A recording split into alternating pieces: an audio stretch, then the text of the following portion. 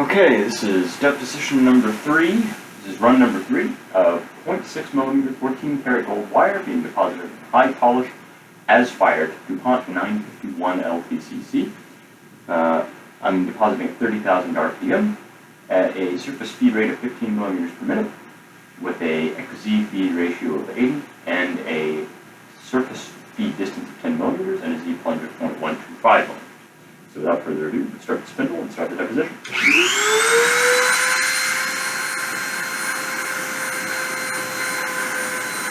Contact.